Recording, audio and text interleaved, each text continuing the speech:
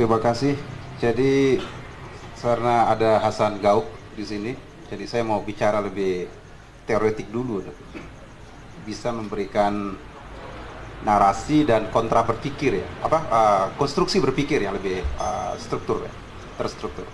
Jadi saya kira diktum dari Lord Acton yang dikeluarkan oleh dalam bentuk esai dulu yang kita kenal kemudian pernah dikutip oleh Immanuel Kant itu yang power tend to corrupt, absolute power corrupt absolutely. Jadi kekuasaan itu punya gen dia, punya bakat dia untuk melakukan korupsi, dan kekuasaan yang mutlak itu pasti dia korupsi secara mutlak. Nah, saya kira kalau kita melihat latar belakang dulu ya, kritik yang dikeluarkan oleh Lord Acton ini dulu pada abad 18 itu adalah sebenarnya untuk merespon konsili pertama Vatikan waktu itu. Jadi konsili pertama Vatikan itu tentang papal infallibility, yaitu kemungkinan dia maksum dari dosa si paus ini. Jadi possibility of error is zero. Bahkan untuk kemungkinan salah saja nggak ada, apalagi salah. Kemungkinan salahnya nggak ada. Jadi si paus. Nah ini yang kemudian dikritik oleh Lord Acton ini. Jadi menurut dia kekuasaan itu cenderung korup. Jadi, nah lalu tapi bagaimana kekuasaan ini bisa melahirkan korupsi? Ini memang harus kita baca, digambarkan oleh Lord Acton di dalam paragrafnya yang memuat kalimat ini sebenarnya cukup jelas itu bagaimana sebuah kekuasaan kemudian bisa menggiring atau ciri-ciri apa, prasyarat apa yang harus dimiliki oleh kekuasaan itu sehingga dia bisa korup. Itu jadi di paragrafnya itu, di awal paragrafnya itu dimulai dari remember where you have power concentration in few hands. Jadi ketika kekuasaan itu terkonsentrasi pada hanya beberapa pihak, beberapa tangan saja, all too frequently men with mentality gangster. Jadi dan orang-orang dengan mental gangster, mental yang buruk, get control, dia mampu mengontrol. Maka the history has proven, barulah kemudian keluar itu bahwa power tend to corrupt. Nah, dari pernyataan Lord Acton ini kita tahu bahwa kita bisa mendapatkan gambaran bagaimana kekuasaan itu bersifat korup. Pertama, dia terkonsentrasi pada satu pihak, satu orang. Dan ini yang terjadi kalau saya lihat dalam BPNT ini. Ada, kalau dari tadi kita bicara soal kritisinya ke dinas sosial di level kabupaten kan. Tapi kalau saya baca perpresnya, Perpres 63 yang menjadi pokok dari dari BPNT ini, yang kemudian di drive keturunannya adalah Permensos nomor 11 tahun 2017, kemudian direvisi ke Permensos 20 2019 itu. Konsiderannya mengatakan bahwa pertimbangannya, konsideran sosial, filosofi sosialnya itu menyebutkan bahwa BPNT ini lahir untuk mereformasi Rastra atau Raskin tadi yang sudah dijelaskan sama Pak Kabit itu. Jadi tujuannya apa? Jadi 6T itu. Tapi dengan demikian juga itu sebenarnya pengakuan bahwa tepat sasaran. Artinya ada pengakuan juga bahwa sebelumnya bantuan tunai itu tidak tepat sasaran, tepat waktu. Jadi ada pengakuan juga bahwa sebelumnya nggak tepat waktu. Jadi itu sebenarnya ada pengakuan yang tidak tertulis dari bahwa ada persoalan di mekanisme bantuan tunai. Lalu yang dulunya menjadi kewenangan ada kewenangan daerah, akhirnya kemudian ditarik seluruhnya itu ke pusat. Jadi ada pengkonsentrasian kekuasaan. Kalau saya sih, memang kita dalam Islam dilarang untuk ijtanibu katsiran minaz zon, katanya. Hindari sebagian besar dari prasangka itu. Tapi kan di Quran itu tidak menyebut kullu zon, tidak menyebut hindari seluruh zon itu. Katsirun minaz zon saja, sebagian besar. Artinya ada zon yang diperbolehkan, maka saya bersuuzon. Saya suuzon itu bahwa penarikan kekuasaan itu, penarikan kewenangan seluruhnya itu ke pusat, pengkonsentrasian ke pusat itu juga sebenarnya dalam kerangka memindahkan. Jadi mungkin ada keirihatian dari teman-teman di pusat itu kalau bantuan tunai, cash, ya cash transfer, orang-orang dapat uang 600.000, 300.000, yang dapat bacakan itu orang-orang yang bekerja di grassroots, model pendamping lah gitu, kepala desa macam itu mungkin dicuriganya. Nah kita dapat apa katanya? Lalu dibuatlah sistem itu, dia tarik semuanya ke pusat. Nah saya melihat di Perpres kewenangan hampir nggak ada kewenangan sebenarnya teman-teman di provinsi maupun kabupaten. Hanya 3 yang saya baca. Yang satu itu soal pengawasan. Yang kedua itu menerima laporan dan menindaklanjuti. Tapi saya bingung apa yang mau ditindaklanjuti, kewenangan nggak ada. Jadi itu bunyi klausul yang lucu menurut saya, menerima pengaduan dan menindaklanjuti pengaduan. Tapi kewenangan nggak punya. Lalu yang mau ditindaklanjuti apa? Nah yang ketiga itu melakukan edukasi, sosialisasi. Jadi hanya itu sebenarnya peran dari teman-teman di dinas sosial secara official ya, secara resmi. Nah, balik lagi ke log akton tadi. Jadi soal setelah ada pengkonsentrasian itu, lalu kedua saya melihat di BPNT ini diciptakan sistem yang tertutup. Narasi justifikasinya sangat indah. Jadi salah satu tujuan BPNT itu adalah ada financial inclusive. Jadi supaya orang lebih literate, dia bisa lebih melek tentang keuangan, lebih ada kemampuan untuk menabung, bisa menabung katanya. Ada unsur pendidikan lah, edukasi, literasi finansial. Kemudian ada unsur pemberdayaan ekonominya. Itu narasinya kan luar biasa, narasi yang sangat bagus sekali. Tapi yang terjadi kemudian ini sebenarnya adalah sistem yang tertutup. Karena Anda mengubah cash transfer dari uang cash itu dalam bentuk bit money. Uangnya disebut uangnya tapi tidak dalam bentuk uang. Kayak ada pulsa. Sekarang saya beri intro. Saya kira Hasan Gauk sering mengalami keadaan dia hendak nelpon lalu dijawab oleh perempuan cantik bersuara seksi itu. Pulsa Anda tidak cukup, tinggal 67 rupiah. Dalam kehidupan nyata ada nggak uang 67 rupiah? Nggak ada uang itu. Tapi dalam bentuk bit, dalam bentuk pulsa, uang itu ada.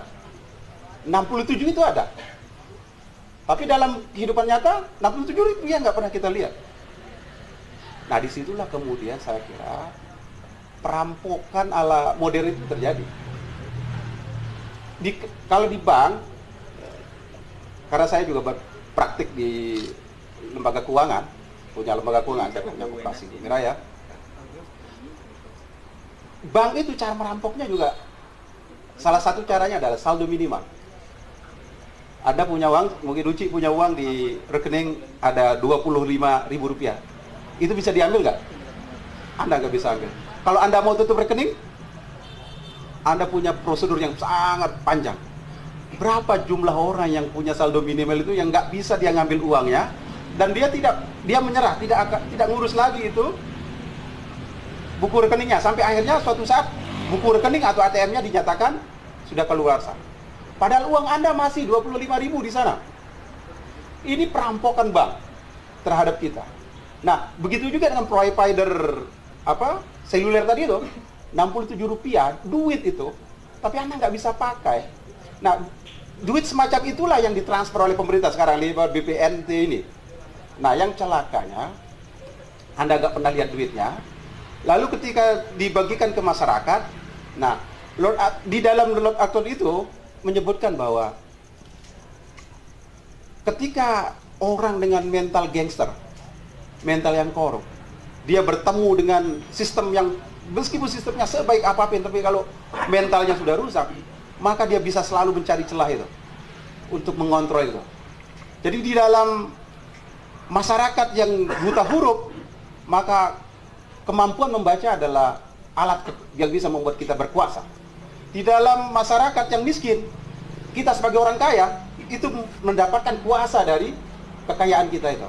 Nah, di dalam konteks ini, di dalam buta hurufnya orang terhadap apa itu bit money, bagaimana beradu dalam bank, itu dimanfaatkan betul. Jadi ketidakmampuan masyarakat, ketidaktahuan masyarakat tentang apa itu uang itu, bagaimana berhadapan dengan bank, itu juga dimanfaatkan. Kita sering melihat ya, di dalam misalnya katakanlah ketika bikin paspor ya, bikin paspor. Karena banyak orang yang tidak tahu bikin paspor, cara bikin paspor, maka lahirlah calo. Jadi pelaku koruptor baru, ya calo. Karena jadi dimanfaatkan ketidakmampuan itu, ketidaktahuan itu. Jadi ternyata defisit informasi itu bisa melahirkan pelaku atau ya penumpang-penumpang gelap ya, defisit informasi itu. Nah, jadi di dalam yang saya lihat ya, di dalam penggunaan dari uang-uang ini yang dalam bentuk pulsa tadi itu, tadi sudah dijelaskan sama Uci. Di beberapa kecamatan kan kita nggak tahu sebenarnya orang dikasih ada berbeda-beda kan, ada yang 15 kilo, ada yang 10 kilo. Lalu kelas beras itu kan sebenarnya fluktuatif ya kan. Kadang-kadang kan beras bisa 10 kilo dalam bulan ini bisa 10.000 per kilo, besok bisa 9.000. Itu kan dinamis dia. Nah, tapi kemudian yang menentukan harga itu siapa? Nah, yang jadi titik celakanya adalah setiap orang KPM itu ketika dia menerima barang itu Anda terima sekian, telurnya sekian, sekian, pokoknya harga Anda mau nggak mau harga dari seluruh barang bantuan ini 200.000 ya. Dan si KPM ini kan nggak punya kuasa untuk mengkoreksi itu. Betulkah dia 200.000? Nah, berapa sisa pulsa yang dia punya di dalam kartu kombonya itu? Kita nggak tahu. Siapa yang sikat dia? Karena kan sistemnya tertutup. Kombonya dia pegang, tapi dia nggak bisa ngecek berapa jumlah duit di dalam kombo itu, kartu kombo itu. Itu jadi saya kira memang ini apa ya? Amburadul dulu dia, karena didesain sedemikian rupa menurut saya. Karena berangkat dari zona yang tadi itu, saya melihat ada keirian dari pemerintah pusat. Di pusat sana kita nggak dapat apa-apa, ribut di bawah, ributnya di bawah. Orang kok dapat bagian, kita nggak dapat. Akhirnya dibuat itu mekanisme itu, menurut saya ya. Ini urusan saya. Baik, terima kasih Bang. Saya sedikit aja Bang, tambahan. Menurut pengamatan SIDE, baik pertanyaan saya tadi, apakah sudah berhasil tidak program ini menurut data yang sudah baca? Kalau memang berhasil, kita akan rekomendasikan untuk tambah kan? Tapi kalau nggak berhasil, ya dicabut saja gitu. Tadi pagi saya ditelepon sama seorang wartawan, itu minta komentar saya tentang pemulangan 9 orang TKI yang ditangkap di perbatasan di Riau. 6 diantaranya di Lombok Timur. Jadi kalau kita dengar tadi, kan kita tahu bahwa orang yang bermigrasi itu berangkat karena kemiskinan. Dan kita tahu tujuan dari BPNT ini adalah bagian dari penanggulangan kemiskinan. Tadi sudah diungkap oleh Pak Kabit Rasa Kadis ini, bahwa double dia dapat itu. Mayoritas penerima BPNT itu ada juga penerima PKH. Jadi kalau kita hitung dalam satu keluarga di Lombok Timur ini, ada satu keluarga itu terima 2-3 bantuan dalam 1 bulan. Saya yakin itu ada. Jadi kalau kita hitung-hitung, kan hampir 1 juta per bulan dia terima. Ya kan? Hampir 1 juta. Nah, tapi persoalan ini juga, saya kira memang berangkat dari diktumnya Lok Artun itu lagi tadi ya. Ketika teman-teman di Dinas Sosial, di Kemensos, itu mendefinisikan tentang kemiskinan dan bikin data sendiri. Itu berbeda dengan definisi yang dibikin oleh BPS dan data sendiri. Masing-masing data sendiri. Coba Anda pikirkan, kenapa sesama lembaga pemerintah ngotot bikin definisi sendiri dan bikin pendataan sendiri? Ya itu berkaitan dengan kewenangan tadi. Kewenangan itu adalah potensi untuk korup itu, menurut saya. Jadi itu. Nah, saya nggak tahu kalau yang dipakai oleh Kemensos pasti indikator Kemensos yang pakai 14 indikator itu. Nah, tapi kalau saya sudah bisik-bisik sama Pak Kabit, kalau merujuk kepada 14 indikator miskin itu, maka saya kira jumlah penduduk miskin di Lombok Timur ini nggak sampai dia 1.000. Nggak sampai 1.000. Karena indikatornya sangat apa ya, seperti kita hidup di zaman Majapahit. Pertama, rumah nggak boleh lebih dari 8 meter persegi ya. Kemudian bedek, lantai tanah, makan hanya 2 kali sehari, makan daging 1 kali seminggu, beli baju baru sekali setahun, lalu apa lagi, bla bla bla macam. Tapi kalau kan melihat indikator itu sebenarnya nggak ada yang masuk, ya kan? Bahkan kita melihat penerima-penerima PKH itu banyak yang pakai cincin. Tapi saya nggak tahu kenapa teman-teman di sos kok kalau sudah tahu dia sebenarnya nggak kompatibel dengan, nggak masuk di dalam kriteria itu, kenapa data kita terus jumlah kemiskinan itu terus naik. Padahal kalau melihat indikator itu sebenarnya nggak boleh dia lebih dari 1000. Tapi kenapa data ini terus naik? Karena memang politik data kemiskinan itu memang selalu dipakai oleh daerah-daerah tertinggal, terutama oleh rezim-rezim di daerah-daerah itu, dipakai isu kemiskinan itu dan data kemiskinan itu biasanya untuk menarik uang dari pusat. Itu yang saya baca, dan itu terjadi sekarang kira di seluruh Indonesia ya. Jadi kalau kemiskinan itu dia hanya turun pada waktu LPG untuk mengklaim keberhasilan saja. Tapi begitu penyusunan anggaran, angka kemiskinan pasti naik lagi. Baik, terima kasih Bang Roma. Saya